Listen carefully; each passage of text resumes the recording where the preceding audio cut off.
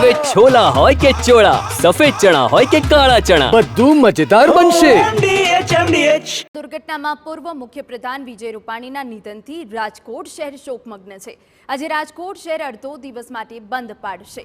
Chamber of કોમર્સે આજે અડધો દિવસ ધંધા રોજગાર બંધ રાખી મૃતકોને શ્રદ્ધાંજલિ અર્પણ કરવાનું એલાન કર્યું છે. મહત્વનું છે કે વિજય રૂપાણી મુખ્યમંત્રી હતા ત્યારે વેપાર અને ઉદ્યોગના અનેક પ્રશ્નોનું નિરાકરણ લાવ્યા હતા. પૂર્વ મુખ્યમંત્રી વિજય રૂપાણી પણ પોતે વ્યવસાય વેપારી હતા. પૂર્વ મુખ્યમંત્રી વિજય રૂપાણીને શ્રદ્ધાંજલિ આપવા માટે આજે રાજકોટના વેપાર ઉદ્યોગ બંધ રખાયો છે. રાજકોટના તમામ ઉદ્યોગ વેપાર આજે બપોર સુધી બંધ રાખવામાં આવશે. આપને જણાવી દઈએ કે જ્યાં ઉદ્યોગકારોએ આ મહત્વનો નિર્ણય લીધો છે તો ઇન્ડિયન મેડિકલ એસોસિએશન દ્વારા આજે મૃતકોને શ્રદ્ધાંજલિ આપવા માટે બ્લડ ડોનેશન કેમ્પનું પણ આયોજન કરાયું છે.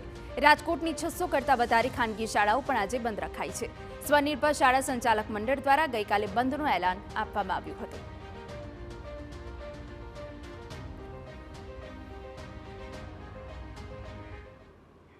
તો સમગ્ર વિગતે વાત કરવા માટે અમારા સંવાદદાતા મોહિત ભટ્ટ જોડાઈ ગયા છે. મોહિત, પૂર્વ સીએમના નિધનને પગલે રાજકોટમાં આજે શ્રદ્ધાંજલિ કાર્યક્રમો યોજાવાના છે. આપની પાસે શું વિગતો છે?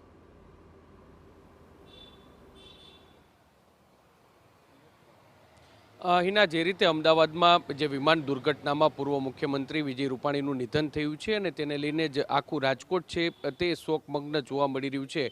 ગઈકાલે ચેમ્બર ઓફ કોમર્સ છે તેમના દ્વારા અને અલગ અલગ જે વેપારી એસોસિએશન છે તેમના દ્વારા આજે અડધા દિવસના બંધનું એલાન છે તે આપવામાં આવ્યું છે અને જે પૂર્વ મુખ્યમંત્રીને શ્રદ્ધાંજલિના ભાગરૂપે આ બંધનું એલાન છે તે આપવામાં આવ્યું છે. એટલું જ નહીં, પરંતુ શહેરની 600થી વધારે શાળાઓ છે તે પણ આજે પોતાનું જે બંધ પાડી અને જે પૂર્વ મુખ્યમંત્રી છે તેને શ્રદ્ધાંજલિ આપશે. જે રીતે વેપારી એસોસિએશન દ્વારા વેપારીઓને અપીલ કરવામાં આવી હતી તેની સીધી જ અસર છે તે અત્યારે બજારમાં પણ જોવા મળી રહી છે. આપ જે પ્રકારે દ્રશ્યો જોઈ રહ્યા છો, રાજકોટની જે ધર્મેન્દ્ર રોડ માર્કેટ છે, જે મુખ્ય માર્કેટ છે તે સજ્જડ બંધ છે. આ ઉપરાંત જે રાજકોટની જે લાખાજીરા રોડ માર્કેટ હોય, સોની બજાર હોય, જે કડિયા નવ લાઈન હોય, આ તમામ બજારો છે તે આજે બંધ છે અને તેને લઈને જ જે એક લોકો છે તેઓ પૂર્વ મુખ્યમંત્રીને શ્રદ્ધાંજલિ છે તે આપી રહ્યા છે.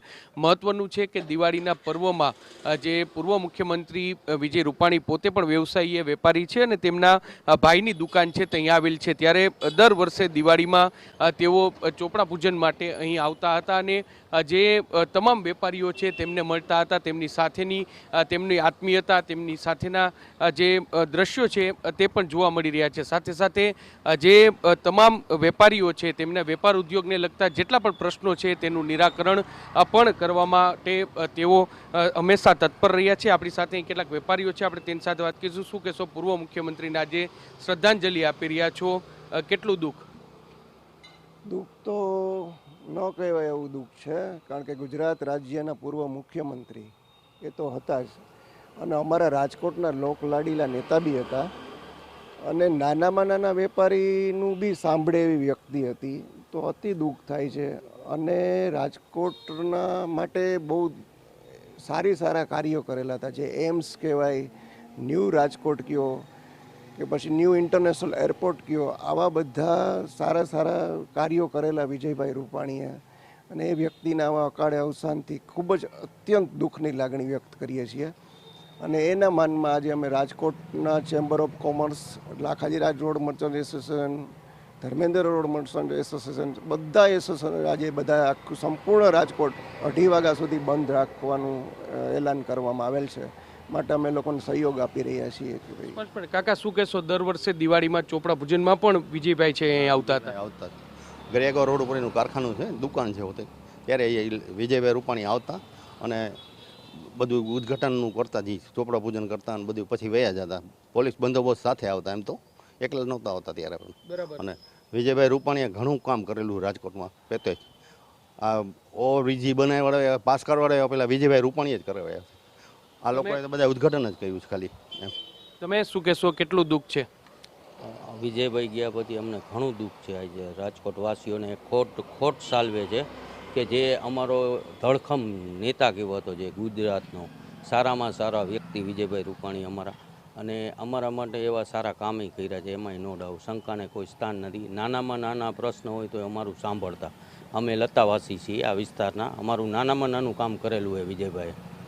સ્પષ્ટપણે એટલે જે તમામ વેપારીઓ છે તે કહી રહ્યા છે કે જે પૂર્વ મુખ્યમંત્રી છે તેમના નાનામાં નાના પ્રશ્નો છે તેમની ચિંતા કરતા હતા, તેમની સાથે તેઓ મળતા હતા અને તેને લઈને જ આજે જ્યારે તેઓ આ દુનિયામાં નથી, તેમનું અકાળે અવસાન થયું છે, ત્યારે તેને લઈને ઊંડો શોક છે તે વ્યક્ત કરી રહ્યા છે. રાજકોટના જે મુખ્ય બજારોની સાથે સાથે એન્જિનિયરિંગ એસોસિએશન છે તેમના દ્વારા પણ આજે બંધ છે તેનું એલાન આપવામાં આવ્યું છે. ટ્રાન્સપોર્ટ એસોસિએશન છે તેમને પણ બંધનું એલાન છે તે આપ્યું છે. એટલું જ નહીં પરંતુ જે શાળા કોલેજો છે તે પણ આજના દિવસે બંધ રાખી અને પોતાનો શોક વ્યક્ત કરી રહી છે. બંધનું જે એલાન આપવામાં આવ્યું છે તેમાં કોંગ્રેસ દ્વારા પણ ટેકો આપવામાં આવ્યો છે. અહીંના શહેર કોંગ્રેસ પ્રમુખ અતુલ રાજાણી છે તેમના દ્વારા પણ વેપારીઓને આજના દિવસે પૂર્વ મુખ્યમંત્રીના માંડમાં બંધમાં જોડાવા માટેની અપીલ છે તે કરવામાં આવી છે અને શહેરની મોટાભાગની બજારો છે તે આજ બપોર સુધી બંધ રહેશે અને પૂર્વ મુખ્યમંત્રીને ભાવભીની શ્રદ્ધાંજલિ આપશે. જી ઈના. બિલકુલ આભાર મોહિત. તો અડધો દિવસ માટે રાજકોટ બંધનું એલાન કરવામાં આવ્યું છે. તમામ વેપારીઓ બંધ રાખીને પૂર્વ સીએમને શ્રદ્ધાંજલિ આપી રહ્યા છે. MDH કિચન કિંગ મસાલા રસોડામાં હોય તો આપણે કાંઈ પણ બનાવી શકીએ છીએ. રીંગણાનો ઓળો, બટેટા ફુલાવર, ભીંડી મસાલા અને બીજું ઘણું બધું.